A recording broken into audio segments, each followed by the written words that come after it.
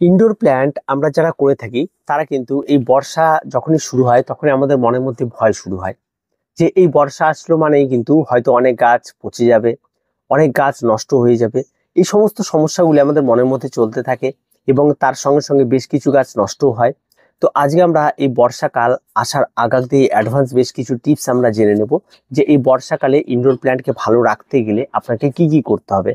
আর এই ভিডিওটি তার জন্য সম্পূর্ণটা আপনাকে দেখতে হবে, কারণ আপনি যদি নতুন বাগানি হয়ে থাকেন, যদি বিষয়গুলি সম্পর্কে খুব একটা ভালো বা সম্পূর্ণভাবে না দেখেন, তাহলে কিন্তু আপনি আপনার গাছকে ভুল ট্রিটমেন্ট করে আপনি নিজে হাতেই মেরে ফেলতে পারেন। তাই দেরি না করে চলুন শুরু করা যাক আজকের এই ভিডিওটি। সম্পূর্ণ ভিডিওটি খুব ভালো করে আপনারা দেখবেন এবং ভালো করে বুঝবেন, তারপরেই কিন্তু গাছে অ্যাপ্লাই করবেন। প্রথম যে বিষয়টি রয়েছে সেটা হচ্ছে গাছে জল দেওয়া। এই বর্ষাকাল যখনই পড়বে তখনই গাছে জলটা কম দেবেন।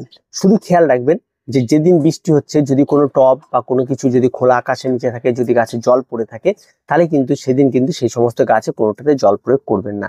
যদি শেডের নিচে থাকে, দেখা যায় যে গাছটি একবারে গোড়া শুকিয়ে গেছে বা গাছটি ঝিমে গেছে, তাহলে গাছে জল প্রয়োগ করবেন খুব অল্প পরিমাণে। যেন খেয়াল রাখবেন যেন সেই জলটি যেন 2 দিন বা 4 দিন স্টে না করে যায়, এই বিষয়টাকে খেয়াল রাখবেন। সবসময় এই জায়গাটাকে খেয়াল রেখে নতুন করে জল প্রয়োগ করার কোনো প্রয়োজন নেই। যেদিনই বৃষ্টি হবে সেদিন বৃষ্টির জল যদি ভিজে থাকে, সেই বৃষ্টির জল শুকনো পর্যন্ত আপনাকে অপেক্ষা করতে হবে। শুকিয়ে গেলে তারপরে আপনি গাছে আবার নতুন করে জল প্রয়োগ করবেন।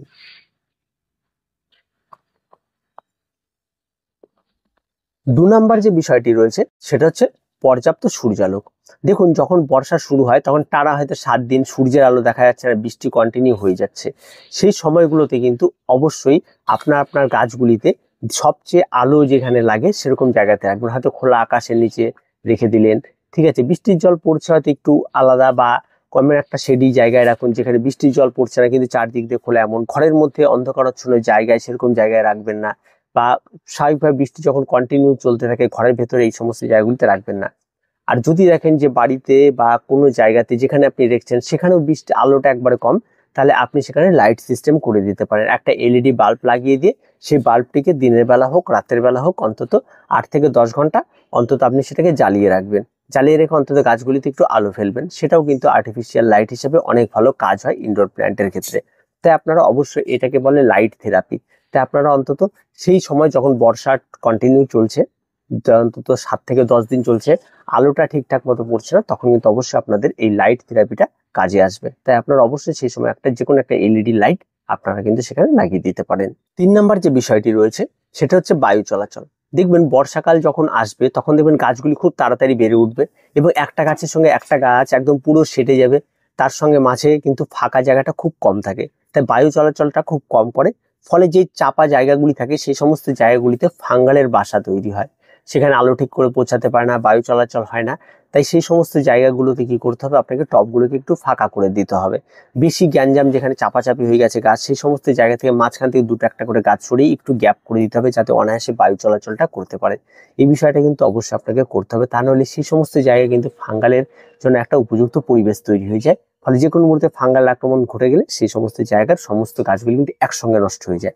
তাই একটু চেষ্টা করবেন যাতে বায়ু চলাচলটা করতে পারে, তাই একটু ফাঁকা রাখার। 4 নাম্বার যে বিষয়টি থাকে সেটা হচ্ছে যখনই বৃষ্টি হবে বা কোনো কিছু হবে, পরবর্তীতে অবশ্যই আপনার গাছগুলিতে একটু খেয়াল রাখতে হবে, কারণ বৃষ্টির পরে কিন্তু গাছে প্রচুর পরিমাণে ফাঙ্গালের আক্রমণ ঘটে।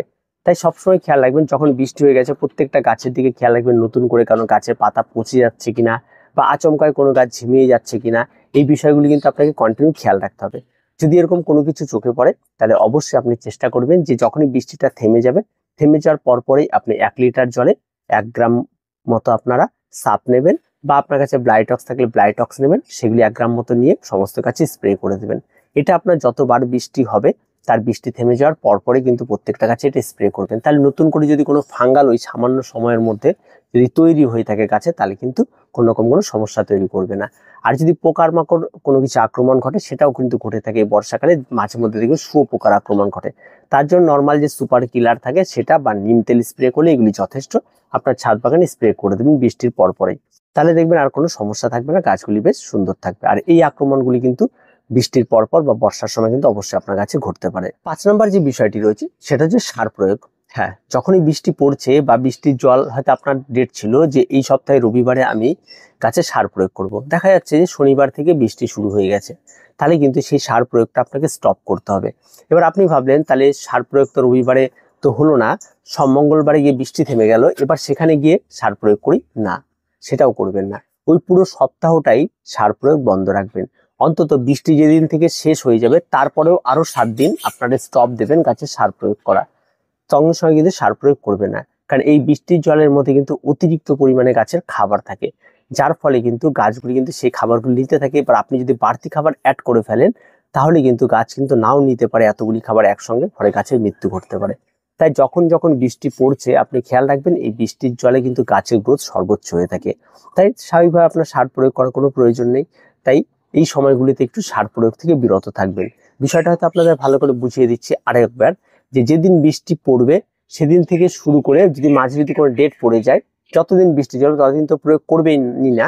বৃষ্টি যেদিন থেমে যাবে তারপরেও আগামী 7 দিন কোনো খাবার প্রয়োগ করবেন না, অপেক্ষা করবেন। তারপর যদি দিন ভালো হয় তাহলে আপনি গাছে খাবার প্রয়োগ করবেন।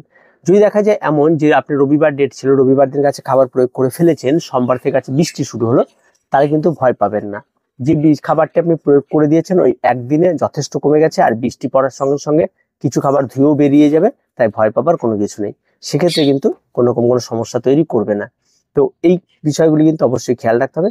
আর গাছে জৈব খাবার কিন্তু একেবারেই কম প্রয়োগ করতে হবে। যেটা আপনি হয়তো মাসে মাসে খাবার প্রয়োগ করতেন, সেটা কিন্তু বৃষ্টি বা কোনো কিছু পড়লে বা বর্ষা বা কোনো কিছু পড়লে সেই জৈব খাবারটি একটু কম প্রয়োগ করবেন, দিন ভালো দেখে প্রয়োগ করবেন, তাছাড়া কিন্তু প্রয়োজন নেই। 9 নম্বর যে বিষয়টি থাকে সেটা হচ্ছে মাটি আগলা করা বা নিড়ানি দেওয়া। হ্যাঁ, এই সময় কিন্তু মাটিতে বৃষ্টির জল পড়ার সঙ্গে সঙ্গে কিন্তু প্রচুর পরিমাণে আগাছা জন্মাবে, আর তার সঙ্গে সঙ্গে কিন্তু মাটিতে বেশ টাইম ভিজে থাকবে। তাই বেশি টাইম যেন ভিজে না থাকে সেই জন্য মাটিটি একটু আগলা করে দেবেন, নিড়ানি দিয়ে দেবেন। আর তার সঙ্গে সঙ্গে যত ধরনের ঘাস বা নোংরা আবর্জনা যেগুলি রয়েছে সেগুলিকে একটু পরিষ্কার পরিচ্ছন্ন করে দেবেন, তাহলেই কিন্তু গাছ কিন্তু অনেক ভালো থাকবে। আর এটা কিন্তু করলে মাটিটিও তাড়াতাড়ি শুকিয়ে যাবে, ফলে গাছ কিন্তু অনেক তাড়াতাড়ি রিলিফ পেয়ে যাবে, ফলে গাছের রুট সিস্টেম নষ্ট হওয়ার প্রবণতাটা একেবারেই কমে যাবে। তাই এই নিড়ানি কিন্তু অবশ্যই আপনাকে দিতে হবে। 7 নম্বর যে বিষয়টি রয়েছে সেটা হচ্ছে পাতার যত্ন। এই সময় দেখবেন বেশ কিছু গাছে বৃষ্টির পর বা কোনো কিছু করার পর গাছের নিচের দিকে পাতা নষ্ট হয়ে যাচ্ছে, সেই সমস্ত পাতাগুলিকে একটু কেটে দেবেন। তারপরে উপরে কোনো পাতায় ধুলো বালি এই সমস্ত কিছু জমে থাকলে সেই বৃষ্টির টাইমে আসার সঙ্গে সঙ্গে সেগুলি কিন্তু পরিষ্কার পরিচ্ছন্ন করে দেবেন। তাহলে কি হবে, গাছের পাতা পরিষ্কার পরিচ্ছন্ন যত বেশি থাকবে গাছ তত বেশি কিন্তু সালোক সংশ্লেষ করতে পারবে, ফলে কিন্তু গাছের গ্রোথটা আরো বেশি হবে।